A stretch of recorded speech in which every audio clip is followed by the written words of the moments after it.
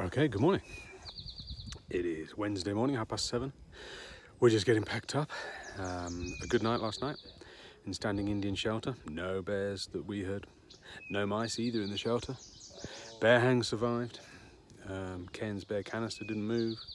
So no, really successful. It was quite a lot of rain in the night. And very windy, but we were fine in the shelter. So everything's a bit damp this morning. But not our kit.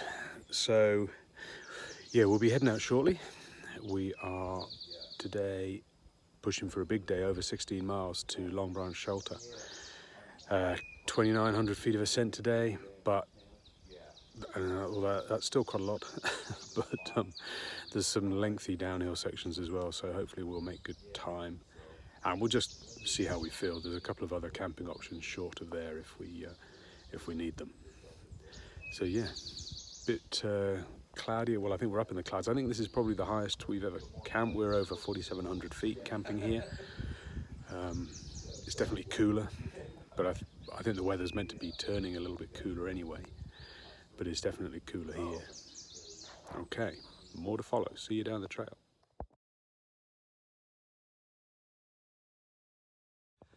Okay, that's us on top of Standing Indian Mountain, 5,400 and something feet. The highest point that we've been on the trail so far, and that I will do on this section hike.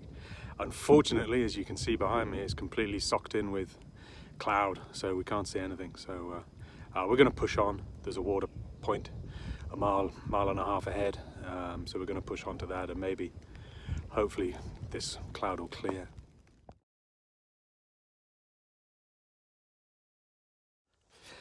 Hello. So we made it to Beach Gap, roughly 4.5 miles from where we started this morning. It's been pretty much all downhill it has been all downhill from the top of Standing Indian Mountain, which has been a very welcome change from what seems to mean, since we started, either going up steeply or down steeply, and we've been going down fairly gently today. It's been very nice. Now I'm just walking along this path at Beach Gap. There's a big campground here, but we just heard a great big thump of something coming out of a tree, so I thought I'd walk along and see if it's a bear. I think it's unlikely because Adam was just down here on a shovel recce, but it could have been up a tree waiting for him to go. But we didn't hear anything scurrying through the leaves, so I think it was probably just a branch falling off. Sun's trying to come out, as you can see. Actually it is. I can see a bit of blue sky for the first time today, which is nice. I don't want it getting too warm. So we're going to push on now, and I think the next sort of landmark we hit will be a shelter, but I can't remember the name of it. It might be Carter Gap, but don't quote me on that. I will update you when we get there.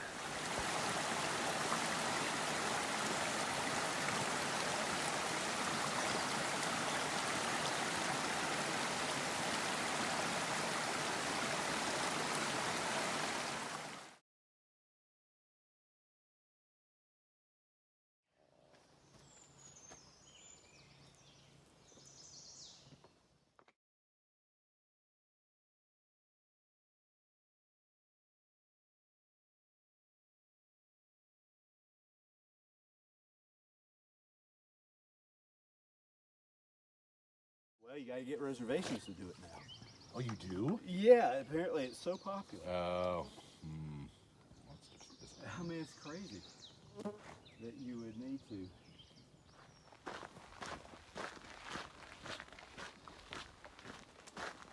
A very rare flat section of the Appalachian Trail.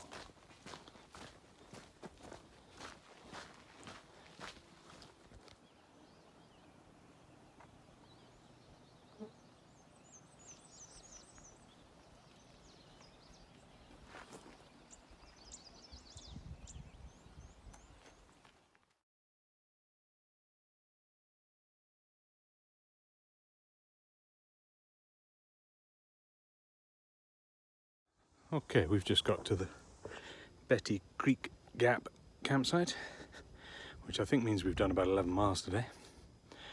We've just bumped into the two boys again. I think there was a photo of them before in the last shelter, which was the Carter Gap shelter. We stopped for lunch. They had a good story. They'd been hiking along this morning. They just camped somewhere on trail last night. They had a big day yesterday. They were hiking along this morning and there was a food bag just hanging in the middle of the trail at sort of head height. So they thought, awesome, trail magic. They're two young dudes, you know. So they opened the bag and there's a couple of honey buns, which are like glazed donutty bun type things, and a bottle of beer or a can of beer.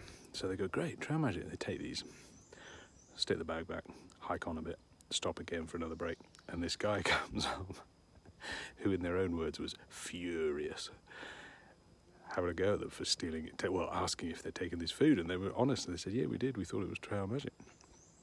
But I'll serve that guy right. If that's a bear hang at head height, you're going to lose your food to something, pal.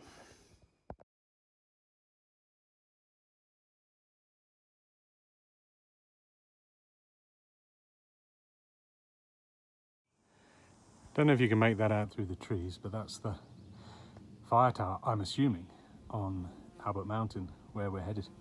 I've just checked and it says I'm 0.4 of a mile away, which looks further than that, but I'm assuming that is it. Rather ominously, here are the steps. I think I've got about 400 feet to climb in 0.4 of a mile, so it's going to be pretty steep.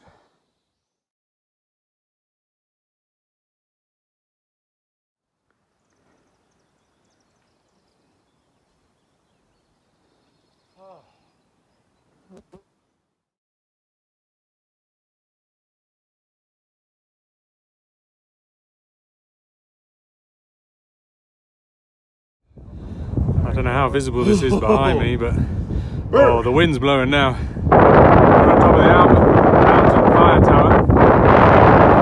5,200 feet this mountain, isn't it? Something. We're a little bit more up the tower. Oh, that was a horrible climb. The last point that was just straight up, and the flies were unbelievable. Try not to breathe through your mouth, which is impossible, and sucking in great loads of flies. Okay, 2 miles to the shelter. And that's us on a 16-mile a day. So of course the other thing that this fire tower is famous for is being the 100-mile point on the AT. 100 miles.